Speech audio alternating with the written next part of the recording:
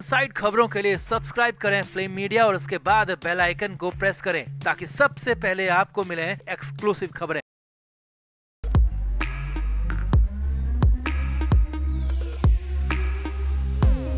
महाराष्ट्र में सियासी घमासान जबरदस्त चल रहा है और अब तो बीजेपी ने मुंबई उत्तर मध्य सीट पर उज्जवल निकम को अपना उम्मीदवार बना दिया और निकम का सामना कांग्रेस की वर्षा गायकवाड़ से होना है। अब अचानक इस बीच उज्जवल निकम राज ठाकरे से मिलने उनके घर पहुंच गए और इतना नहीं, उद्धव ठाकरे पर बड़ा हमला कर दिया। सबसे बड़ा खुला चैलेंज उद्धव ठाकरे को दे दिया, सामने सामने कह दिया, जिसके बाद तो ये भी कहा जाने लगा है कि उज्जवल निकम तो पक्के वाले पॉलिटिशियन हो गए हैं। उद्धव ठाकरे को पटखनी दे दी, सरेआम चित कर दिया। तो बताते हैं आपको क्या कहा उज्जवल निकम ने, क्या दे दिया उद्धव ठाकरे को, बड़ा वाला चैलेंज, सब कुछ आपको बताते हैं। आप भी वीडियो को शेयर करें और कमेंट बॉक्स में अपनी राय जरूर दें। तो महाराष्ट्र में सियासी लड़ाई खूब चल रही है। उद्धव ठाकरे और बीजेपी गठबंधन के बीच में जबरदस्त राइवलरी चल रही है। अब बारी मुंबई की सीटों पर चुनाव की आ चुकी है। मुंबई की सीटों पर मतदान की बारी है। बीजेपी ने मुंबई की उत्तर मध्य सीट से उज्जवल निकम को अपना उम्मीदवार बनाया और तब से सियासी माहौल बदला बदला दिखाई दे रहा है। और निकम ने इस बार उद्धव ठाकरे पर बड़ा हमला कर दिया, करारा हमला कर दिया। इसकी शुरुआत हालांकि उद्धव ठाकरे की तरफ से हुई। ठाकरे ने कहा कि वो इस बार कांग्रेस को वोट देंगे, वर्षा गायकवाड़ को वोट देंगे, क्योंकि दूसरी पार्टी के कैंडिडेट वोट देने के लायक तक नहीं है, उन्हें वोट नहीं दूंगा। इतने नहीं, कांग्रेस उम्मीदवार वर्षा गायकवाड़ के लिए उद्धव ठाकरे ने प्रचार करने की बात कही है। असल में उद्धव ठाकरे का घर मुंबई उत्तर मध्य सीट में ही आता है और इसीलिए ये उन्होंने बड़ी बात कही। इसके बाद तो पलटवार उज्जवल निकम की तरफ से आना ही था और हुआ भी वही। लेकिन पलटवार करने से पहले उज्जवल निकम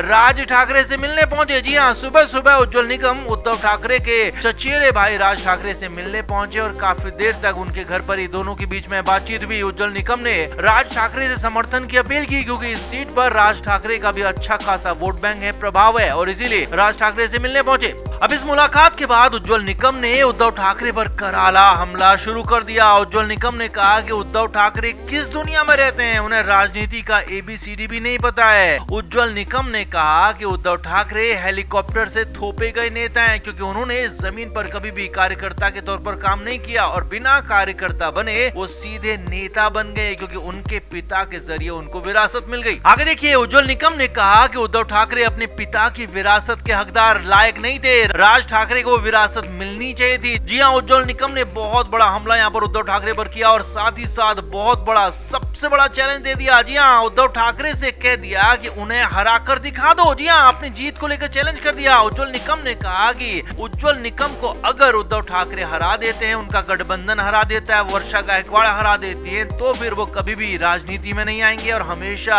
उद्धव ठाकरे की ही बात को मानेंगे। लेकिन यहीं पर ट्विस्ट भी कर दिया। उन्होंने कहा कि अगर उज्जवल निकम जीत जाते हैं और उद्धव ठाकरे का गठबंधन हार जाता है, तो फिर उद्धव ठाकरे को राजनीति छोड़नी होगी और हमेशा हमेशा के लिए संन्यास लेना होगा, राजनीति से दूर होना होगा और अपनी पार्टी या कहें कि अपना सब कुछ राज ठाकरे को सौंपना होगा, जो कि उसके हकदार भी हैं। अब उज्जवल निकम ने सीधा और बड़ा चैलेंज दे दिया और साफ कह दिया कि उद्धव ठाकरे सिर्फ बड़ी बड़ी बातें करते हैं, उनके बस की कुछ भी नहीं है। उनके बस में नहीं है कि वो चुनाव जीत जाएं, उनके बस में नहीं है कि वो सरकार चलाए जाएं, और वो मुख्यमंत्री के तौर पर भी फेल रह चुके हैं। उनकी सरकार फेल हो गई, उनके हाथ से उनकी पार्टी निकल गई, उनके नेता कार्यकर्ता सब निकल गए, वो कुछ भी नहीं बचा पाए, क्योंकि वो इसके लायक नहीं है, वो कुछ भी बचाने लायक नहीं है, बनाने लायक नहीं है। और इसके साथ साथ इतना बड़ा हमला तो किया, साथ ही बड़ा चैलेंज दे दिया और चैलेंज को एक्सेप्ट करने का भी चैलेंज कर दिया। यानी कि उद्धव ठाकरे को पूरी तरह से घेर लिया, पकड़ लिया, जकड़ लिया और इस पूरी जकड़न से उद्धव ठाकरे का निकल पाना फिलहाल तो बेहद मुश्किल दिख रहा है। आप देखना ये होगा कि उद्धव ठाकरे उनकी बातों का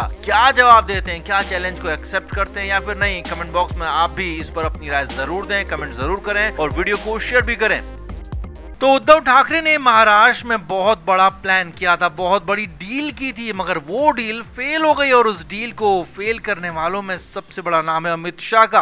केंद्रीय गृह मंत्री और बीजेपी के दिग्गज नेता अमित शाह ने पूरी डील को फेल कर दिया। तो पहले ये देखिए कि आखिर प्लान क्या था, डील क्या थी, फिर बताएंगे कि कैसे ये सब कुछ फेल हो गया। महाराष्ट्र में बीजेपी के खिलाफ अकेले लड़ रहे, अकेले चुनाव प्रचार कर रहे उद्धव ठाकरे बड़ी बड़ी बातें कर रहे हैं, बड़े बड़े दावे कर रहे हैं और इसीलिए चुनाव के बाद को लेकर भी उन्होंने प्लान कर लिया था। उद्धव ठाकरे की प्लानिंग थी कि बीजेपी के साथ वो चुनाव के बाद सौदेबाजी करेंगे। जी हाँ, बीजेपी के साथ बड़े पदों को लेकर, बड़े कामों को लेकर और सबसे बड़ी बाद दिल्ली के अलावा महाराष्ट्र की कुर्सी को लेकर भी सौदेबाजी करेंगे, क्योंकि उद्धव ठाकरे को पूरा यकीन है कि इस बार भले ही बीजेपी सबसे बड़ी पार्टी देश में बनकर उभर जाए, लेकिन अपनी तरफ से या कहे कि अकेले केंद्र की सरकार में काबिज नहीं हो पाएगी, केंद्र की सरकार के लिए उन्हें बहुमत नहीं मिल पाएगा और उद्धव ठाकरे जैसी कई पार्टियों की जरूरत केंद्र सरकार को पड़ सकती है नई सरकार बनाने के लिए, ऐसा उद्धव ठाकरे का मानना है। अब इसी डील में उद्धव ठाकरे के साथ शरद पवार भी शामिल थे और उसका हिस्सा संजय राउत को भी बनाया गया था। इन तीनों में प्लानिंग हुई थी कि जब 4 जून के बाद जो चुनाव के नतीजे आएंगे और उसके बाद बीजेपी को जरूरत पड़ती है साथ की समर्थन की, तो उन्हें समर्थन दिया तो जाएगा, लेकिन किन किन शर्तों पर, किन किन सौदेबाजियों पर वो समर्थन दिया जाएगा उसका प्लान होना था, वो एग्जीक्यूट होना था, लेकिन वो पहले ही फेल हो गया। खबर है कि केंद्रीय गृह मंत्री अमित शाह को इस बात की भनक लग चुकी थी कि उद्धव ठाकरे सौदेबाजी के लिए बड़ी प्लानिंग कर रहे हैं, लिहाजा इस पर अमित शाह की तरफ से बड़ा काउंटर अटैक हो गया है। अंदर की खबर है कि इस काम में संजय राउत को ही लगाया गया। जी हाँ, भले ही बाहर से संजय राउत बीजेपी पर हमला बोलते हैं, उद्धव ठाकरे के सबसे करीबी दिखते हैं, लेकिन अंदर की खबर यह है, सूत्रों के हवाले से खबर है कि संजय राउत ने विभीषण बनकर इस पूरे प्लान को लीक किया है, बीजेपी तक ये प्लान पहुंच गया है और संजय राउत के कंधे पर हथियार रखकर बीजेपी ने इस पर पलटवार कर दिया है। खबर है कि चुनाव के बाद के लिए बीजेपी ने कई अन्य पार्टियों से भी बातचीत शुरू कर दी है, ताकि अगर जरूरत पड़ती भी है तो उद्धव ठाकरे की जरूरत ना पड़े और उद्धव ठाकरे की गलत बातों को ना मानना पड़े। खबर है कि बीजेपी पहले तो ये मान चुकी है कि उनकी फुल मेजोरिटी की सरकार बनने जा रही है, लेकिन अगर कहीं से कुछ भी ऊपर नीचे होता है, कुछ भी सीटें कम आती है, तो ऐसी हालात के लिए, ऐसी कंडीशन के लिए बीजेपी ने ओडिशा में बीजू जनता दल, जी हां, नवीन पटनायक की पार्टी, और आंध्र प्रदेश में जगन मोहन रेड्डी की वाईएसआर कांग्रेस से संपर्क किया गया है, ताकि जरूरत पड़ती है तो चुनाव के बाद इन दोनों पार्टियों का समर्थन लिया जाए, दिल्ली में केंद्र वाली नई सरकार बनाई जाए और हाँ, उद्धव ठाकरे जैसी पार्टी की जरूरत ना पड़े। पूरी प्लानिंग न सिर्फ उद्धव ठाकरे बल्कि ठाकरे जैसी अन्य पार्टियां जो कि 4 जून के नतीजों के बाद सौदेबाजी की उम्मीद लगाए बैठे हैं, उनको कुचलने की है, ऐसे लोगों को सत्ता से दूर करने की है। और इसीलिए उद्धव ठाकरे के प्लान के बारे में जैसे ही बीजेपी मैनेजमेंट को पता चला, अमित शाह को पता चला, जैसे ही संजय राउत की तरफ से खबर लीक हुई, तो तुरंत वैसे ही बीजेपी भी एक्शन में आ गई, उद्धव ठाकरे के पूरे प्लान को डिरेल कर दिया गया। तो आपका इस पूरे मामले पर क्या कहना है? वाकई में उद्धव ठाकरे का ये प्लान होगा या फिर इससे लेकर कुछ और ही बातें चल रही हैं? कमेंट बॉक्स में आप जरूर बताएं, वीडियो को शेयर भी करें। तो उद्धव ठाकरे 2024 के चुनाव नतीजों के बाद के लिए बहुत बड़ा प्लान कर रहे हैं और यही सीक्रेट प्लान लीक हो गया है, खुलासा हो गया, और ये खुलासा किया है उनके पुराने दोस्त प्रकाश अंबेडकर ने।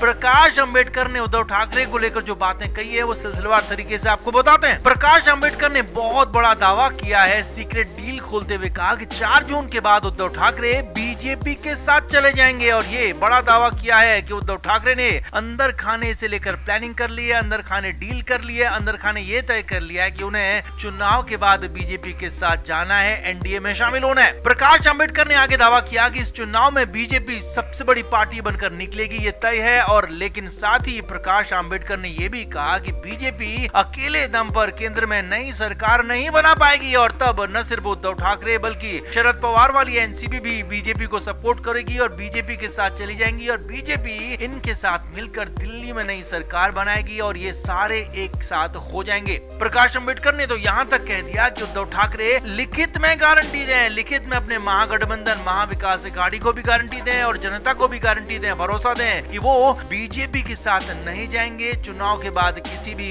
दूसरी तरफ नहीं जाएंगे और एनडीए के साथ गठबंधन नहीं करेंगे, क्योंकि उनकी बातों पर कोई भरोसा अब नहीं कर रहा है। प्रकाश अंबेडकर ने कहा कि उद्धव ठाकरे किस मुंह से लोगों से वोट मांग रहे हैं, किस मुंह से बीजेपी को और एनडीए को गाली दे रहे हैं और किस मुंह से बीजेपी के खिलाफ गाली देकर अपने लिए वोट मांग रहे हैं, जब उन्हें चुनाव के बाद फिर से बीजेपी के साथ ही जाना है। और अगर बीजेपी के साथ जाना है चुनाव के बाद, तो चुनाव से पहले ही उनके साथ चले जाएं, उनके साथ ही रहकर वोट मांगे, महाविकास अघाड़ी गठबंधन के साथ साथ जनता को भी धोखा देना बंद करें। Flame media report.